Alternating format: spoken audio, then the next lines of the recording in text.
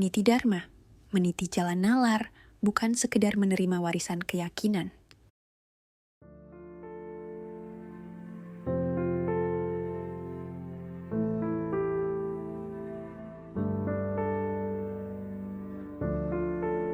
Why were you born? Have you ever wondered why you're here on this earth? Do you have a purpose? It was right after Hurricane Katrina struck that I saw these questions reflected in the faces of hundreds of people.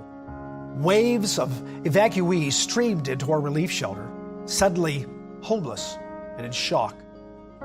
Thousands of lost, frightened, and hungry people asked one of the greatest questions of life.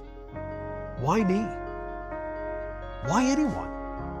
If there is a God, why did he allow this to happen? Is there a purpose to life? Maybe you've asked yourself, why do I exist? If not, you will. This question is built into us. At some point, no matter our circumstances, everyone must ask, why am I here?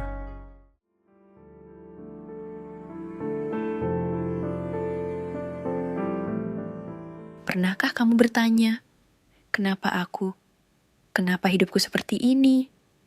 Di sudut dunia yang sunyi, ada orang-orang yang kelaparan, bertanya pada langit, jika Tuhan ada, kenapa dia membiarkan penderitaan ini?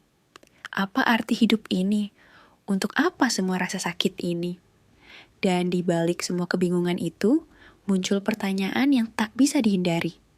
Kenapa aku ada? Ini bukan pertanyaan yang hanya muncul saat kita terpuruk.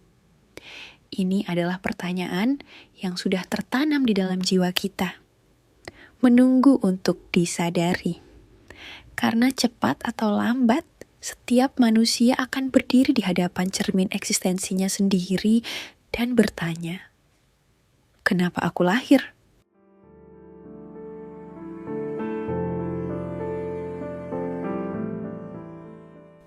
Pernah nggak kamu merasa bahwa hidup ini terlalu berat, terlalu penuh luka, sampai muncul pertanyaan, kenapa aku harus lahir? Pertanyaan itu tuh bukan cuma keluhan orang yang sedang putus asa. Itu juga jadi dasar satu filsafat yang cukup ekstrim, tapi menarik. Namanya antinatalisme.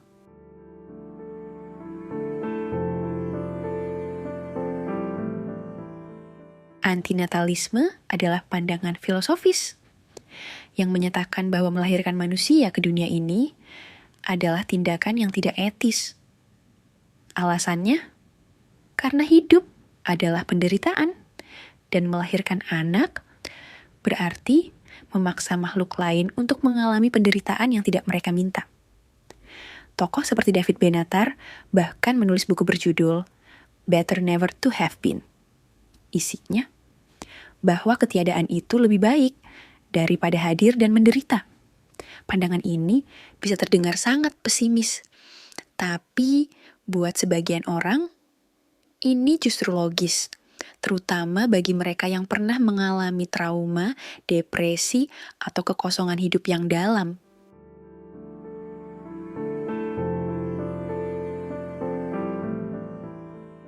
Tapi, benarkah hidup hanya penderitaan?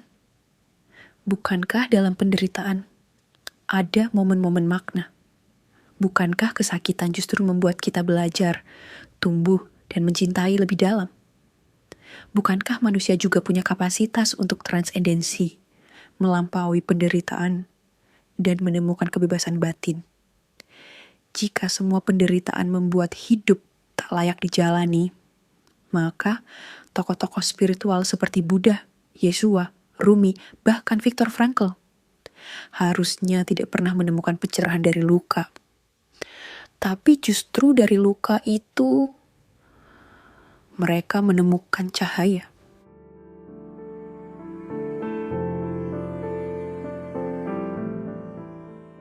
Sekarang, mari kita kaitkan dengan spiritualitas.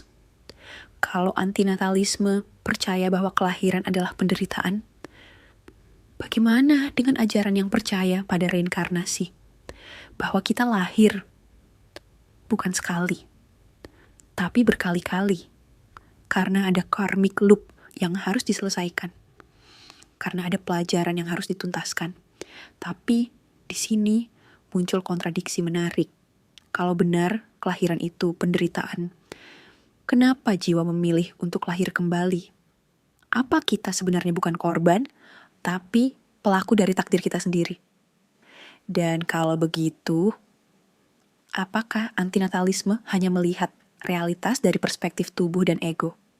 Sementara jiwa melihat lebih jauh, lebih dalam, bahwa perjalanan jiwa itu bukan cuma memerankan satu peran dalam satu masa kehidupan, tapi merasakan dan mengalami berbagai ragam pengalaman kehidupan.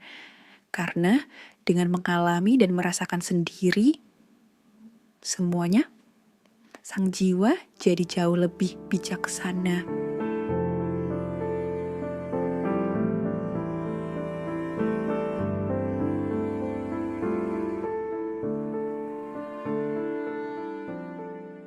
Mungkin bukan hidup yang perlu dihentikan, tapi penderitaan batin yang perlu disadari.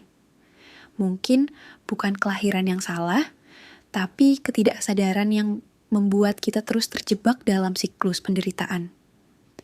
Karena kalau kita sadar bahwa setiap kelahiran adalah peluang untuk membebaskan diri, bukan untuk dihukum, maka kita nggak akan takut lahir. Kita akan belajar untuk tidak sekadar hidup, tapi untuk jadi sadar.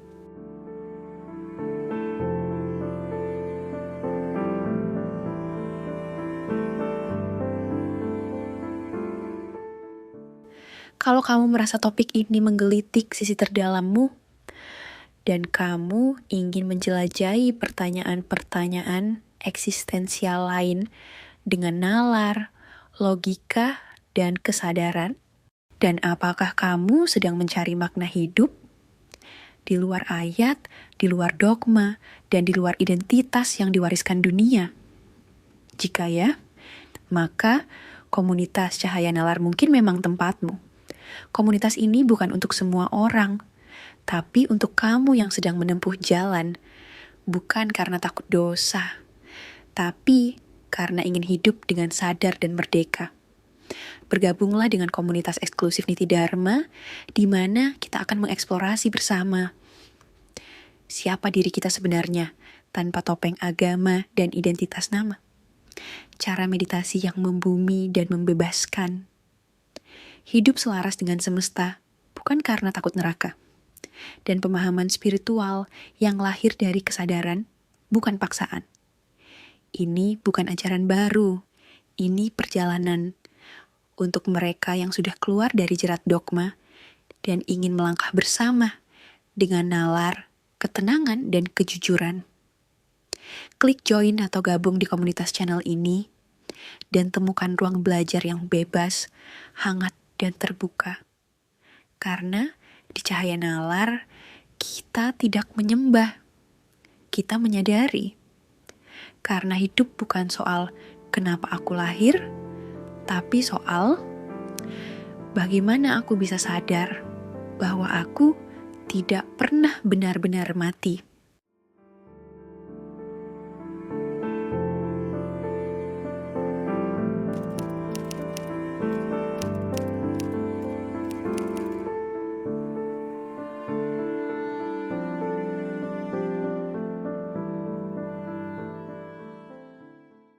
Kalau kamu suka video ruang refleksi seperti ini, jangan lupa subscribe dan nyalakan notifikasinya.